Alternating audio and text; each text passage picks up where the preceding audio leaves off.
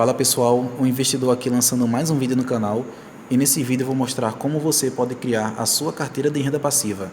Mas como esse vídeo ficou um pouco grande, eu vou dividir em duas partes. E antes de passar para o conteúdo, eu queria que você desse um like, se inscrevesse no canal e ativasse o sininho com as novas notificações aqui de novos vídeos. E o que é renda passiva? Renda passiva é quando você de fato não trabalha para receber determinada renda. Vamos dar um exemplo aqui. Digamos que você trabalhe, tem um emprego ou um trabalho, e ao longo do mês você faz as suas obrigações e no final dos 30 dias você recebe o seu salário.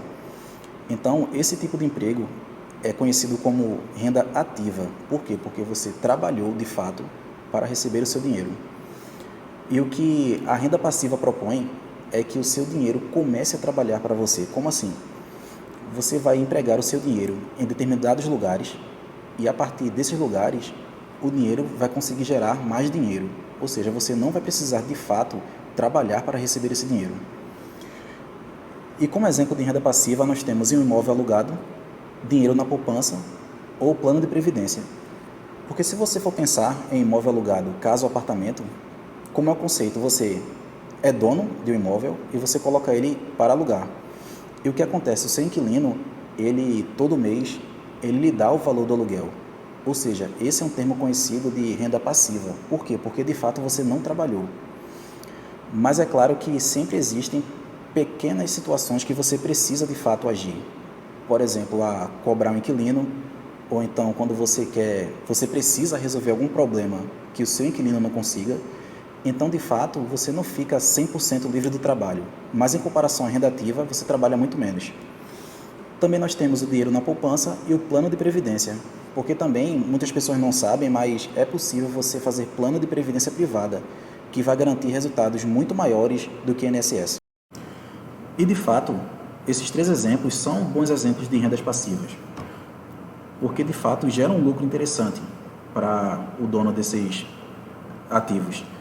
Só que o que eu quero propor a vocês é um tipo de renda que tenha uma segurança maior do que esses três que estão aí apresentados e também vão lhe dar um lucro também muito maior. E onde nós podemos encontrar esses ativos, os que geram renda passiva? Primeiro, nós temos dois grandes grupos, que são a renda fixa e também a renda variável. Na renda fixa, nós temos a União, que é mais conhecido como os títulos do Tesouro Direto, os bancos, que como exemplo nós temos CDB, LCI, LCA e outros títulos, e também as empresas, que são as debêntures, que a debenture é como se fosse um título que a empresa emite, que aqueles que compram, eles emprestam dinheiro à empresa. Sim, é possível emprestar dinheiro a empresas. Então, após um certo tempo, a empresa devolve esse dinheiro investido, mais os juros que foi acordado no início do título. E como exemplo de renda variável, nós temos empresas e fundos imobiliários, que esses dois são o foco desse vídeo.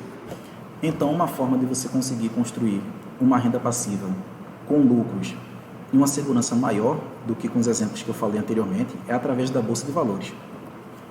E ao contrário do que muitas pessoas pensam, a Bolsa de Valores não é uma casa de apostas. As pessoas têm essa ideia porque o que acontece é que muita gente compra uma ação na baixa e vende na alta, esperando aproveitar esse pequeno lucro. Mas o que eu tenho para mostrar a vocês é que existem várias outras possibilidades de você investir na Bolsa de Valores. E uma delas é com foco na renda passiva, porque através da Bolsa de Valores é possível você investir um valor muito menor do que um imóvel alugado, por exemplo. Por quê? Porque uma casa alugada, digamos que ela custa entre 100 a 150 mil reais. Quanto tempo você vai demorar para levantar esse dinheiro para poder você comprar uma casa e colocá-la para alugar? Então, o que eu tenho a lhe dizer é que na Bolsa de Valores você consegue, com um valor muito menor, a partir de 10 reais, por exemplo, você consegue comprar uma ação e essa ação já começa a lhe render lucros e a proporção desse lucro ainda é maior do que uma casa alugada. Então, o que é necessário você fazer para construir uma carteira previdenciária, ou seja, uma carteira de renda passiva, é você encontrar na Bolsa de Valores empresas e fundos imobiliários que tenham essa política de distribuição de dividendos. Então, começando por fundos imobiliários, que são fundos que se destinam basicamente a comprar prédios ou títulos de dívida de construção e receber os seus respectivos aluguéis. Um exemplo desse fundo imobiliário é o HGLG11, que é um fundo que se baseia em compra de galpões logísticos. O que é que esse fundo faz? Ele constrói ou compra galpões, ele aluga esses galpões a empresas, as empresas pagam o aluguel desses galpões e quando os gestores do fundo recebem esses aluguéis, eles distribuem a seus cotistas. Então é assim que funciona basicamente a mecânica do fundo imobiliário. Os fundos imobiliários se dividem em 3 grandes grupos. O primeiro seriam fundos de tijolos, a exemplo do HGLG. É considerado fundo de tijolo porque, de fato, eles investem em construções e estruturas, a exemplo de galpões, hotéis, shoppings, prédios residenciais, entre outros. Temos os fundos de papel, a exemplo do IRDM11, que é o Iridium. Os fundos de papéis, eles não investem em construções edificadas. O que eles fazem é investir em títulos de dívida dessas empresas. Um exemplo é uma empresa decide pedir dinheiro emprestado para construir um prédio ou um galpão logístico. Então, esse dinheiro emprestado, ele gera um título de dívida. Então, o que os fundos de papéis fazem é comprar esses títulos de dívida. E a partir do momento que as construções são realizadas e esses títulos de dívidas vão sendo pagos, os gestores do fundo distribuem esse valor para os seus cotistas. E também nós temos os fundos híbridos, que é exemplo do MXRF, que é o Maxi Renda, e também é o fundo com a maior quantidade de cotistas no Brasil. O MXRF ele tem uma parte de tijolos, ou seja, construções edificadas, que por terem um risco menor, pagam um dividendo um pouco menor, e uma parte em fundos de papel, que são as dívidas de construções, que por não serem construções já construídas e concluídas, elas oferecem um dividend yield maior, porém um risco maior também. Mas aí quais são as principais características dos fundos imobiliários? Dividendos mensais, porque a maioria dos fundos paga dividendos mensais, já que eles são donos de galpões ou prédios, então esses contratos são pagos mensalmente, os contratos de aluguel. Então, à medida que os fundos vão recebendo essa receita de aluguel, imediatamente eles distribuem aos sócios. Maior previsibilidade de receita em relação a empresas, porque já que esses aluguéis são fechados mediante contratos jurídicos, então é possível você ter uma certa certeza na recorrência desses aluguéis. Menor volatilidade também que as ações de empresas, porque como esses fundos, eles por lei, não podem contrair dívidas para o seu crescimento, então existe um potencial de desenvolvimento menor do que as empresas. Então, como existe um potencial de desenvolvimento menor, o valor da ação do fundo geralmente oscila menos que o valor das empresas. E atualmente é possível encontrar bons fundos imobiliários com preços descontados. O que isso quer dizer? Que como a bolsa está em queda, alguns fundos imobiliários estão com seu valor de negociação abaixo do seu valor de patrimônio. O que isso quer dizer? Que os fundos estão sendo negociados com certo desconto. Por quê? Porque geralmente uma cota de fundo, vou dar um exemplo, ela custa R$100. Atualmente alguns fundos estão vendendo essas cotas a R$95 ou R$90. Então, no momento que você compra, você está recebendo um certo desconto por causa desse valor baixo. Mas aí quais são os principais indicadores que nós devemos analisar? O dividend yield. Caso você não saiba o que é dividend yield, eu vou colocar na descrição um vídeo que eu explico quais são os indicadores que você deve analisar ao comprar uma ação que é boa pagadora de dividendos. Então lá eu explico o que é dividend yield. A vacância dos imóveis. Isso é muito importante observar. Por quê? Porque caso o imóvel tenha uma vacância muito grande, o que isso quer dizer? Muitos imóveis vagos, isso vai impactar diretamente no seu dividend yield.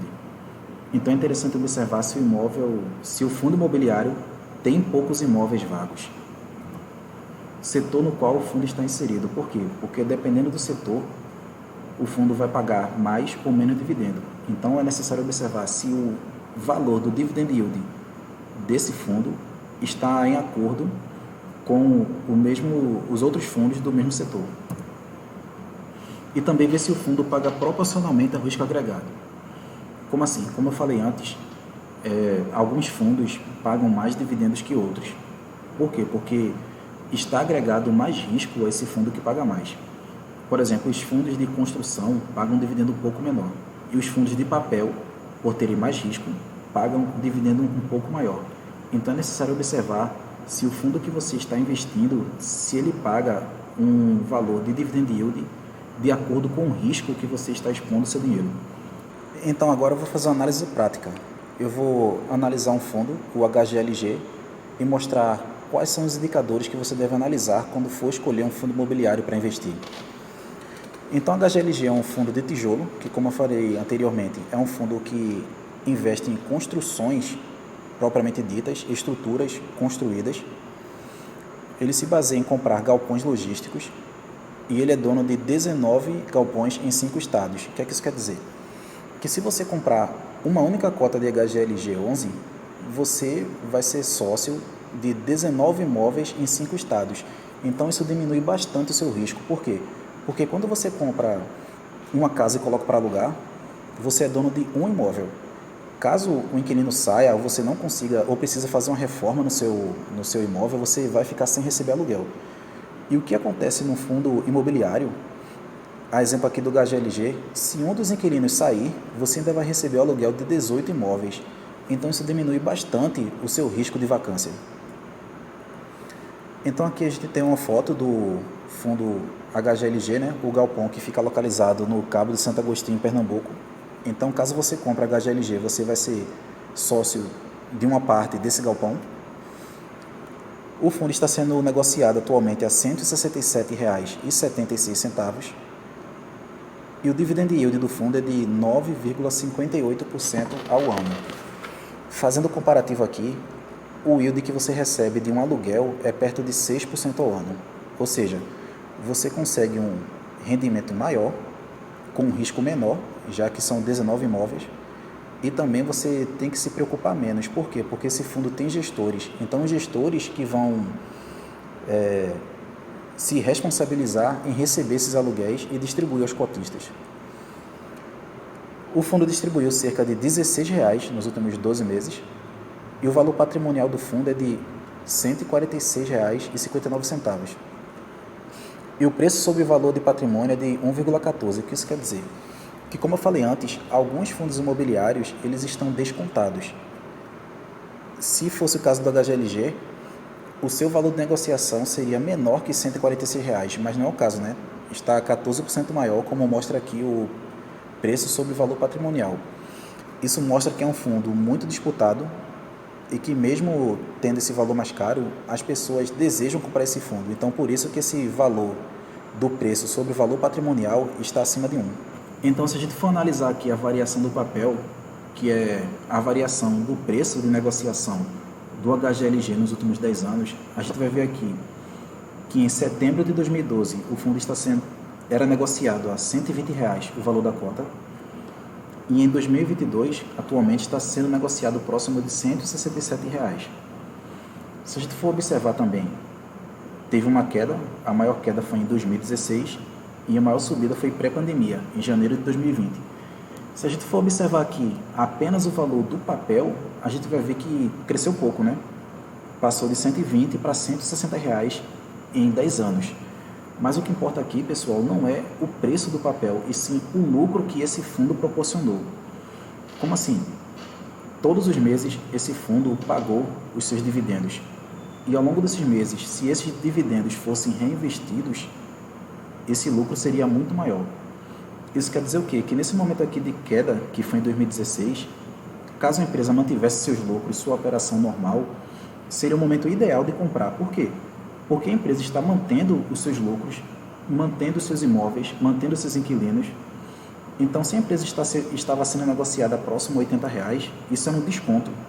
E também, se a gente for observar aqui o momento de pico, né, que foi em 2020, esse era o momento ideal para você não comprar as ações. Por quê?